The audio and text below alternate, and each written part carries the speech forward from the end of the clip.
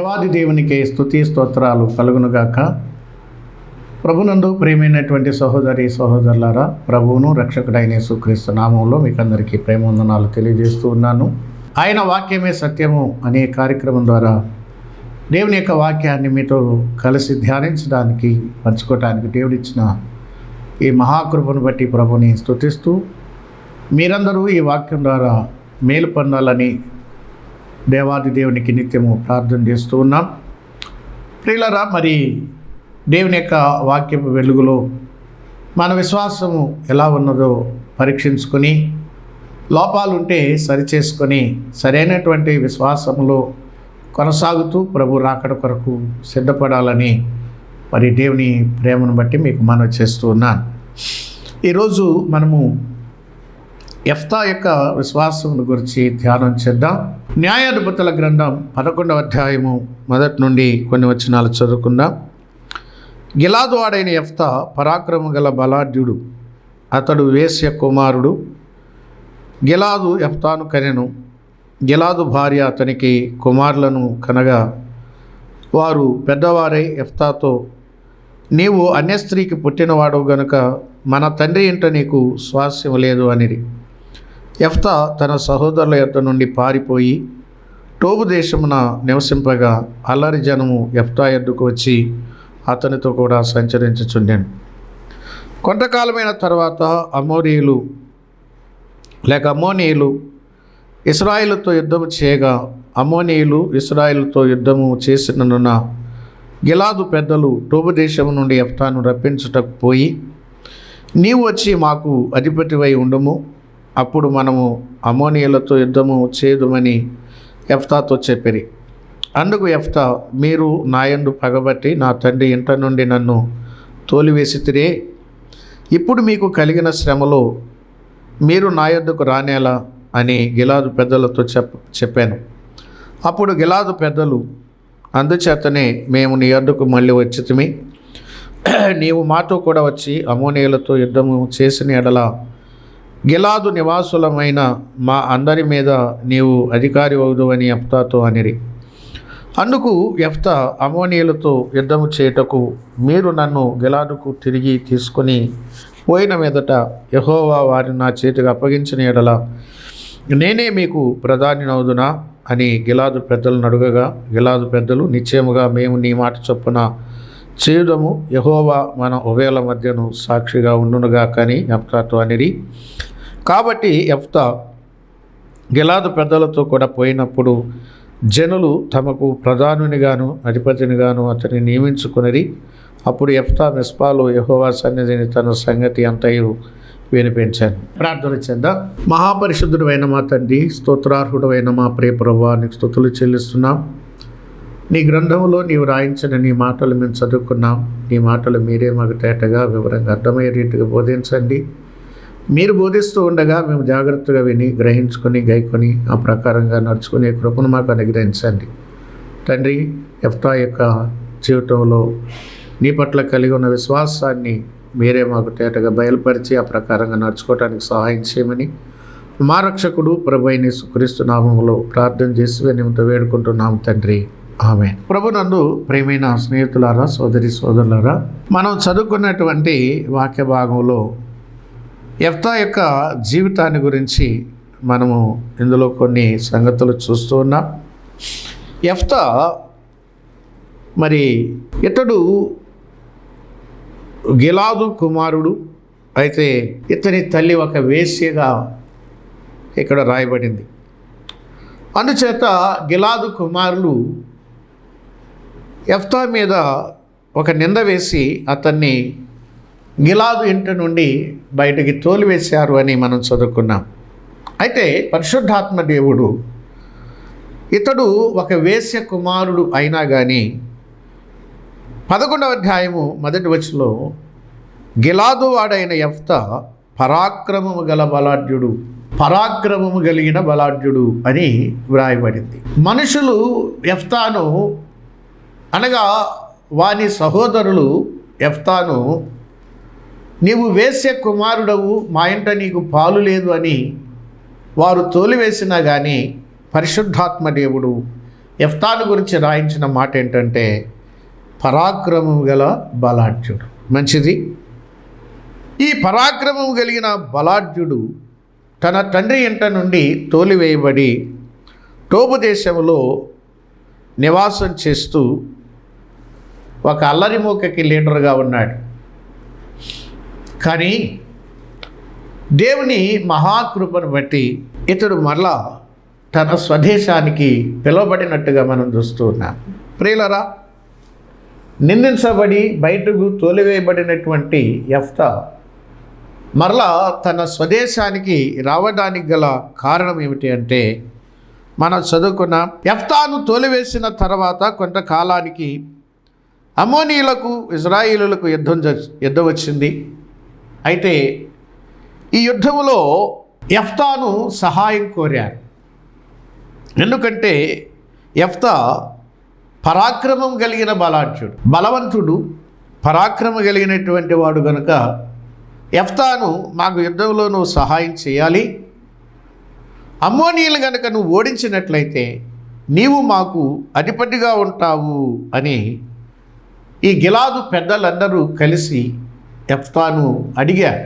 నీవు మాకు సహాయం చేయాలి, మాతో కలిసి యుద్ధం చేసి అమ్మోనీయుల్ని నువ్వు ఓడించినట్లయితే ఈ గిలాదు కాపరస్తులందరి మీద నీవు అధిపతిగా ఉంటావు, న్యాయాధిపతిగా ఉంటావు. ఇది మీకు నాకు లేక నీకు మాకు ఉన్న ఒప్పందం అని చెప్పి పెద్దలు ఆ విధంగా యెఫ్తాను ఒప్పించి మరి గిలాదు పట్టణానికి యెఫ్తాను పిలిపించారు. అయితే యెఫ్తా మరి వారి కోరినట్టుగానే యుద్ధం చేశాడు. మంచిది. యెఫ్తా జీవితంలో విశ్వాసాన్ని గనక మనం చూసినట్లయితే, నిందించబడి తోలివేయబడినటువంటి యెఫ్తా తిరిగి మరలా తన స్వదేశానికి రావడానికి గల కారణం ఏంటంటే, యెఫ్తా దేవుని వలన పరాక్రమం కలిగిన బలాఢ్యుడిగా ఉన్నాడు. యెఫ్తా దేవుని యందు విశ్వాసం ఉంచిన వాడు, దేవుని వలన బలవంతుడుగా ఉన్నాడు గనుక తోలివేయబడినటువంటి యెఫ్తా మరలా తిరిగి వచ్చాడు.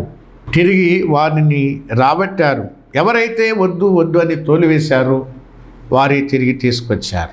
కారణం యెఫ్తా పరాక్రమం కలిగిన బలాఢ్యుడు. ఎలా వచ్చింది బలం? ఎలాగ పరాక్రమవంతుడయ్యాడు యెఫ్తా అంటే దేవుని బట్టే. ఓ తిమోతి, క్రీస్తు యేసునందున్న కృపను బట్టి బలవంతుడవు కమ్ము. దేవుని కృప వలన బలవంతుడయ్యాడు యెఫ్తా. దేవుని కృప వలన పరాక్రమం కలిగిన వాడయ్యాడు యెఫ్తా. యెఫ్తా దేవుని యందు విశ్వాసం ఉంచినవాడు.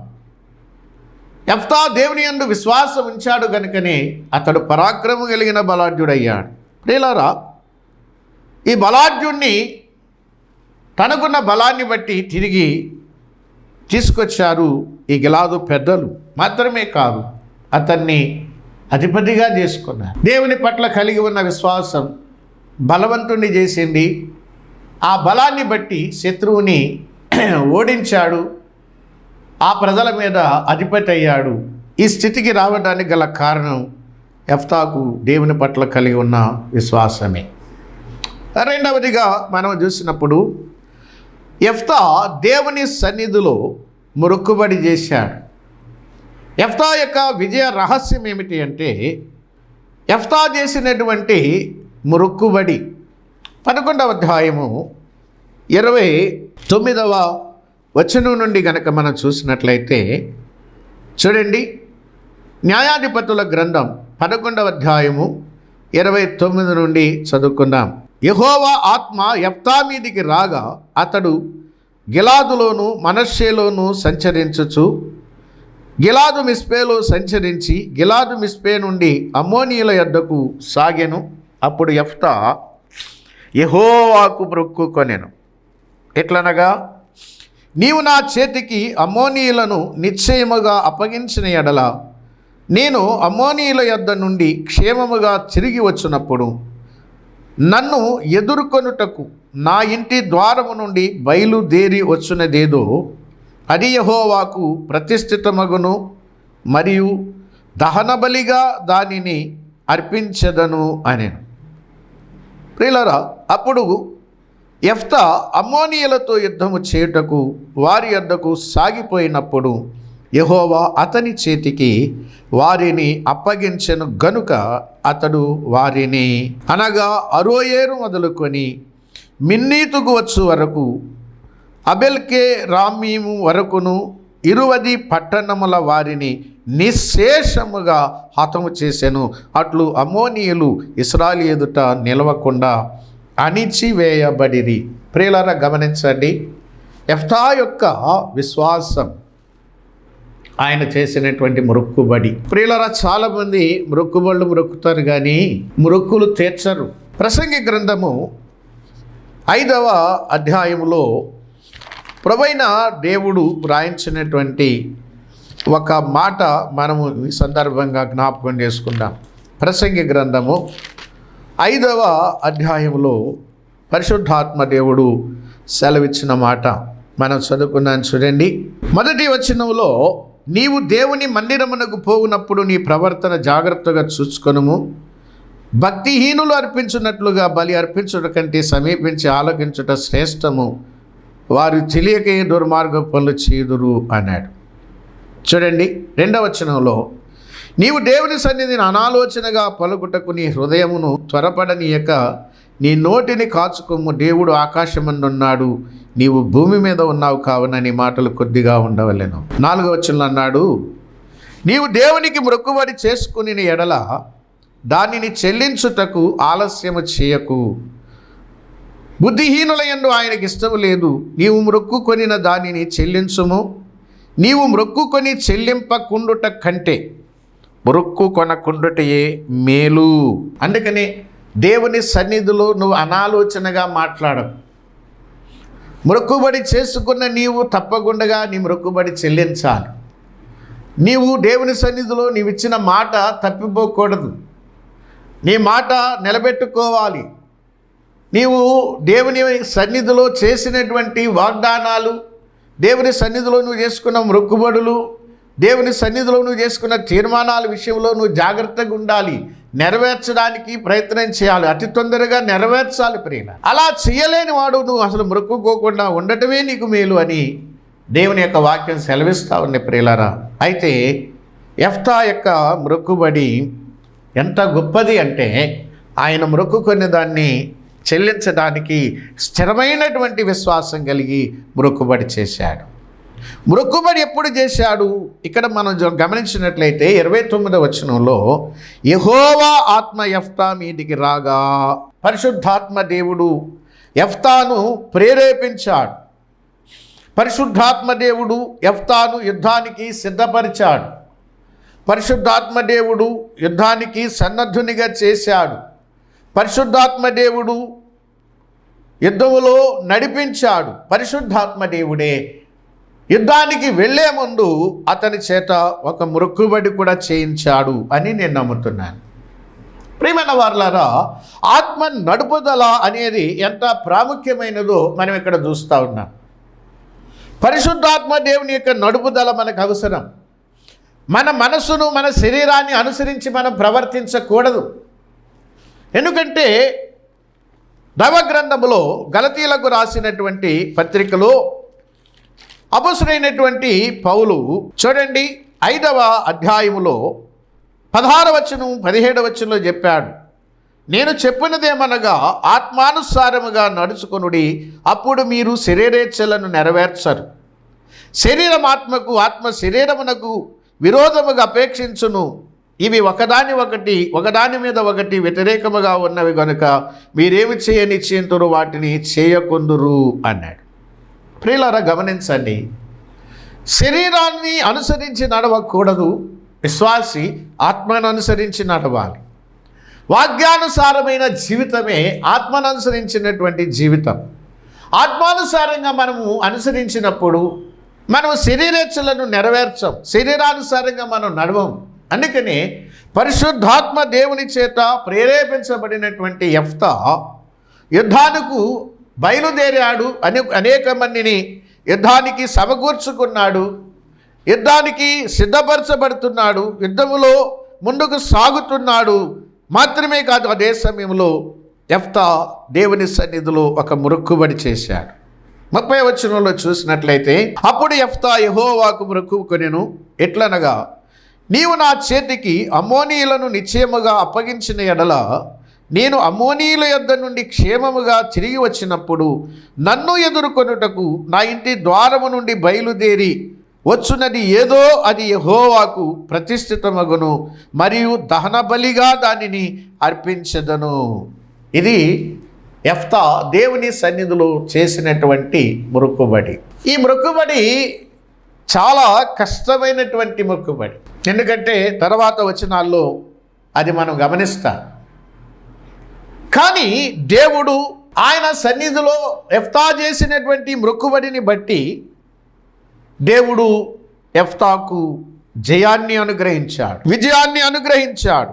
ఎందుకంటే 33వ వచనంలో, అరోయేరు మొదలుకొని మిన్నీతు వరకు అబేల్మెకారామీము వరకును 20 పట్టణముల వారిని నిశ్శేషముగా, అంటే ఒక్కరు కూడా మిగలకుండగా హతము చేశాడు అని, అమోరీలను అణిచివేశాడు అని దైవగ్రంథంలో మనం చదువుతున్నాం. దేవుడు గొప్ప జయాన్ని యెఫ్తాకు దయచేశాడు. కాబట్టి ఇప్పుడు యెఫ్తా విజయోత్సాహముతో తన ఇంటికి తిరిగి వస్తూ ఉన్నాడు, జయోత్సాహంతో తన ఇంటికి తిరిగి వస్తూ ఉన్నాడు.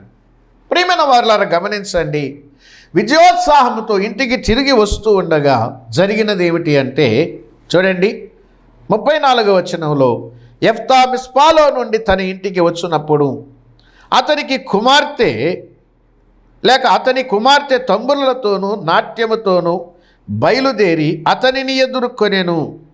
ఆమె గాక అతనికి మగ సంతానమే గాని ఆడు సంతానమే గాని లేదు. కాబట్టి అతడు ఆమెను చూచి తన బట్టలు చింపుకొని, అయ్యో నా కుమారి, నీవు నన్ను బహుగా కృంగజేసితివి, నీవు నన్ను తల్లడింప చేయు వారిలో ఒకనివైతివై ఉన్నావు.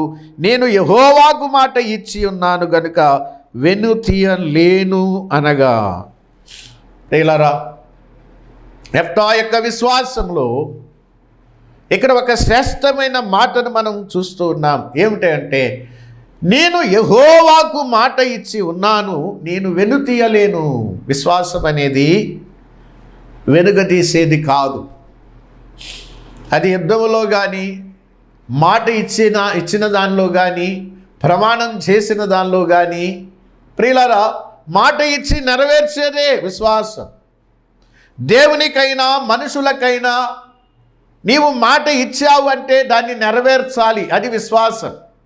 యెఫ్తా యొక్క విశ్వాసములో మాట ఇచ్చి నెరవేర్చేది కనబడతా ఉంది, దేవునికి మాట ఇచ్చి నెరవేర్చేదిగా కనపడతా ఉంది.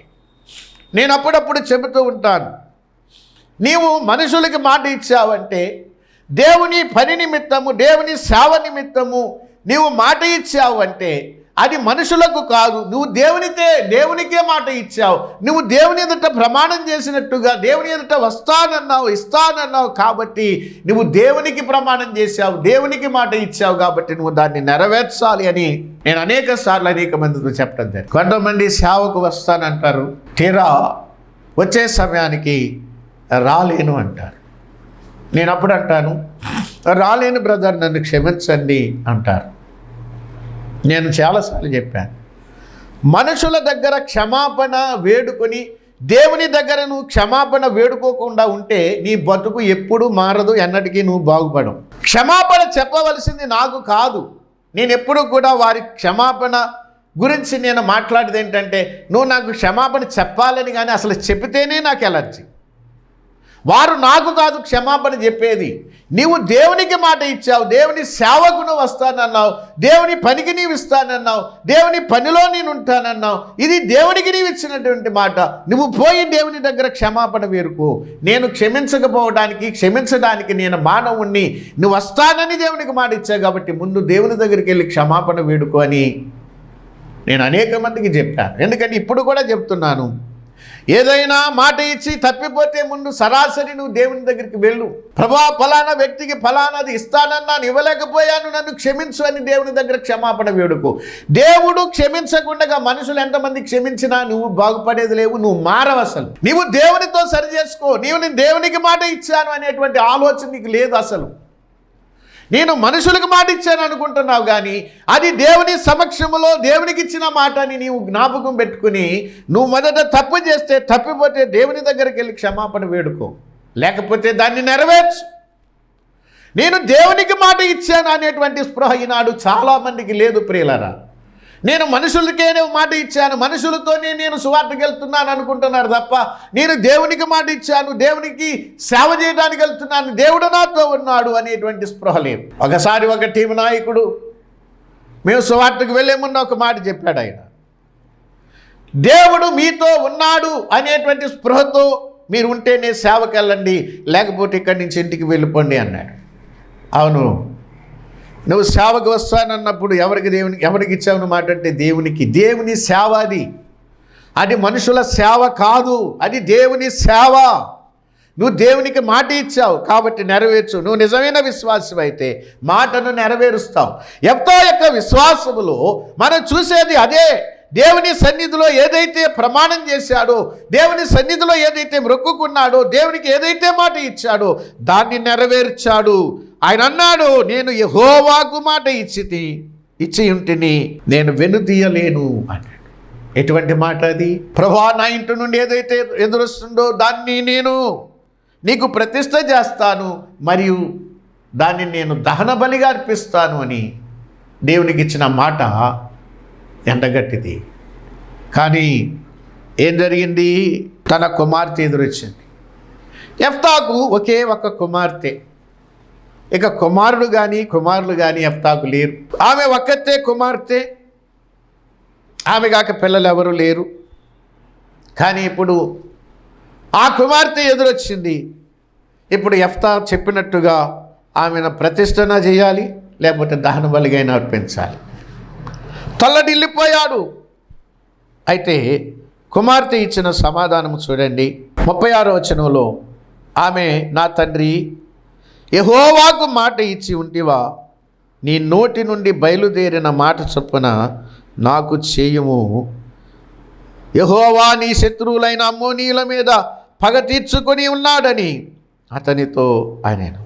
తండ్రి కన్నా గొప్పది కుమార్తె. యెఫ్తా యొక్క కుమార్తె పేరు రాయబడలేదు, కానీ ఆమె యొక్క విశ్వాసం ఎంత గొప్పదో చూడండి. తండ్రి, యెహోవాకు మాట ఇచ్చావా, నువ్వు ఏదైతే నీ నోటి నుండి మాట ఇచ్చావో అది నా పట్ల నెరవేర్చు అని కుమార్తె ఎంత విధేయత చూపించిందో చూడండి. యెఫ్తా యొక్క కుమార్తె యొక్క విశ్వాసం ఎంత గొప్పది ప్రియులారా. తండ్రి, నీవు యెహోవాకు మాట ఇచ్చావా, నీ మాట నెరవేర్చు. ఉన్నారా సేవకుని ఇండ్లలో ఇటువంటి భార్యలు ఉన్నారా, పిల్లలు ఉన్నారా? సేవకు వెళ్తానని మాట ఇచ్చారా, వెళ్ళండి అని వాళ్ళు ఉన్నారా? ఆలోచన చేయండి. యెఫ్తా యొక్క కుమార్తె యొక్క విశ్వాసం ఎంత గొప్పదో చూడండి. తండ్రి, నీవు యెహోవాకు మాట ఇచ్చావా, అయితే దాన్ని నెరవేర్చు. అసలు ఈ మాట ఇచ్చినోడు ఎవడికి ఇచ్చాడో వీడికి తెలియదు. ఈ సేవ చేసే ఈ సేవకుడు ఎవడికి ఇచ్చాడో మాట తెలియదు వీడికి. మనుషులకి ఇచ్చాను అనుకుంటాడు, మనుషులకి క్షమాపణ కోరతాడు. కాదు, నువ్వు మాట ఇచ్చింది దేవునికి. దేవుని దగ్గర క్షమాపణ వేడుకు. ఆ స్పృహతో బతికితే నువ్వు బాగుపడతావు, మరలా పని రెండోసారి చేయకుండా ఉంటావు. నేను చెప్పే సలహా ఇది, ఖచ్చితం ఇది. యెఫ్తా యొక్క విశ్వాస జీవితంలో దేవునికి ఇచ్చినటువంటి మాటను ఆయన నెరవేర్చాడు ప్రియులారా. యెఫ్తా యొక్క మొక్కుబడి తీర్చుకున్నాడు. ఈ 34వ వచనం నుండి 40వ వచనంలో చూసినట్లయితే, కుమార్తె అన్నది, మాట ఇచ్చావా, నీ నోటి మాట బయలుదేరిన మాట చొప్పున నాకు చేయుము. యెహోవా నీ శత్రువులైన అమాలేకుల మీద, అమ్మోనీయుల మీద పగ తీర్చుకొని ఉన్నాడని అతనితో అనేను. మరియు ఆమె, నా కొరకు చేయవలసిందేమనగా 2 నెలల వరకు నన్ను విడువుము, నేనును నా చెలికత్తెలను పోయి కొండ మీద ఉండి నా కన్యాత్వమును గూర్చి ప్రలాపించదము అని తండ్రితో చెప్పగా, అతడు పొమ్మని చెప్పి 2 నెలల వరకు ఆమెను పోనిచ్చెను గనుక ఆమె తన చెలికత్తెలతో కూడా పోయి కొండల మీద తన కన్యాత్వమును గూర్చి ప్రలాపించెను. ఆ 2 నెలలు అంతమున ఆమె తన తండ్రి యొద్దకు తిరిగి రాగా అతడు తాను మ్రొక్కుకొనిన మ్రొక్కుబడి చొప్పున ఆమెకు చేసెను. ఆమె పురుషుని ఎరగనే లేదు. ప్రతి సంవత్సరము ఇశ్రాయేలు కుమార్తెలు 4 దినములు గిలాదు దేశస్థుడైన యెఫ్తా కుమార్తెను ప్రసిద్ధి చేయుట కద్దు. ప్రియమైన వారలారా, ఇక్కడ యెఫ్తా అనుకున్నట్టుగా తన కుమార్తెకు ఏమి చేశాడు? ఇక్కడ చూడండి, యెఫ్తా చేసినటువంటి మ్రొక్కుబడిలో నన్ను ఎదుర్కోవటానికి ఇంటి ద్వారం నుండి బయలుదేరి వచ్చినదేదో అది యెహోవాకు ప్రతిష్ఠితమగును అన్నాడు. తర్వాత మరియు దహన బలిగా దాన్ని అర్పిస్తాను అన్నాడు. అలాగైతే యెఫ్తా తన కుమార్తెను దహన బలి చేశాడా, ప్రతిష్ఠ చేశాడా? ప్రియులారా, ఇక్కడ 2 మాటలను బట్టి నాకు అర్థమైన సంగతి ఏంటంటే, దేవుడు నరబలిని కోరడు, దాన్ని అంగీకరించాడు. అయితే నేను నమ్మేది ఏంటంటే, ఇక్కడ మీరు గమనించినట్లయితే 37వ వచనంలో ఆమె అంటుంది, 2 నెలల వరకు నన్ను విడువుము, నేనును నా చెలికత్తెలను పోయి కొండల మీద ఉండి నా కన్యాత్వమును గూర్చి ప్రలాపించదనని తండ్రితో చెప్పగా అతడు పొమ్మని చెప్పి 2 నెలల వరకు ఆమెను పోనిచ్చెను గనుక ఆమె తన చెలికత్తెలతో కూడా పోయి కొండల మీద తన కన్యాత్వమును గూర్చి ప్రలాపించెను. ఆ 2 నెలల తర్వాత ఆమె తన తండ్రి యొద్దకు తిరిగి రాగా అతడు తాను మ్రొక్కుబడి చొప్పున ఆమెకు చేసెను. ఆమె పురుషుని ఎరగనే లేదు. అంటే నేను నమ్మే సంగతి ఏంటంటే, ఆమె ప్రతిష్ఠ చేయబడింది, నాజీరు చేయబడింది, లేకపోతే దేవుని కొరకు ప్రత్యేకించబడింది. ఎందుకంటే ఆమె వివాహం చేసుకోకుండా తన కన్యత్వాన్ని త్యాగం చేసి కన్యకగానే ఉండిపోయింది. ఆమె పురుషుని ఎరగనే లేదు. ఆమె తప్ప యెఫ్తాకు కుమారులు కానీ కుమార్తెలు కానీ లేరు. తన వంశాన్ని ఉద్ధరించడానికి ఎవరు లేరు. ఉన్న ఒక్క కుమార్తె వివాహము చేసుకోకుండా తన కన్యత్వాన్ని త్యాగం చేసి ఆమె అవివాహితురాలుగానే ఉండిపోయింది. ఇది ఆమె చేసినటువంటి కార్యం. నేను నమ్మేటువంటిది ఇది ప్రియులారా. మెట్టుకు ఏది ఏమైనా యెఫ్తా తన మ్రొక్కుబడిని చెల్లించాడు. ఆ మ్రొక్కుబడి చెల్లించేటువంటి విధానంలో యెఫ్తా కుమార్తె కూడా తండ్రి చేసినటువంటి మొక్కుబడికి లోబడి దేవునికి సరెండర్ అయింది. ఇది విశ్వాసం. ఇక్కడ యెఫ్తా యొక్క విశ్వాసమే కాకుండా యెఫ్తా కుమార్తె యొక్క విశ్వాసం మనకు కనబడుతుంది ప్రియులారా. విశ్వాసం అనేది అది లోబడేటట్లు చేస్తుంది. ఎంత త్యాగానికైనా అది సిద్ధపడుతుంది. ఎంత తల్లడిల్లే విషయమైనా, కృంగజేసే విషయమైనా మాట ఇచ్చినప్పుడు అది తప్పకుండా నెరవేర్చేదే విశ్వాసం. ఇది యెఫ్తా యొక్క విశ్వాసం, యెఫ్తా కుమార్తె యొక్క విశ్వాసం. మనం అటువంటి విశ్వాసం కలిగి ఎవరికైనా మాట ఇచ్చామంటే అది దేవుని ఎదుట దేవునికి ఇచ్చిన మాట అని ఎరిగి ఆ మాటను ఖచ్చితంగా నెరవేర్చడమే నిజమైనటువంటి విశ్వాసం. దేవుడి మాటలు దీవించి ఆశీర్వదించును గాక. పరిశుద్ధుడా, ప్రేమగల తండ్రి, నీకు స్తోత్రాలు. విన్న వాక్యము మా హృదయాల్లో భద్రం చేసుకుని మేము ఎప్పుడైనా ఎవరికైనా ఎక్కడైనా మాట ఇచ్చినా, వాగ్దానం చేసినా, ప్రతిజ్ఞ చేసినా ప్రభా దాన్ని ఖచ్చితంగా నెరవేర్చేటువంటి విశ్వాసం మాకు దయచేయండి. అలా నెరవేర్చకపోతే మేము అపనమ్మకస్తులమే, నీ ఎదుట మేము అపరాధులమే కనుక మాట ఇచ్చి నెరవేర్చే విశ్వాసం మాకందరికీ దయచేయమని మా రక్షకుడు ప్రభువైన యేసుక్రీస్తు నామములో ప్రార్థన చేసి వినయంతో వేడుకుంటున్నాము తండ్రి. ఆమేన్.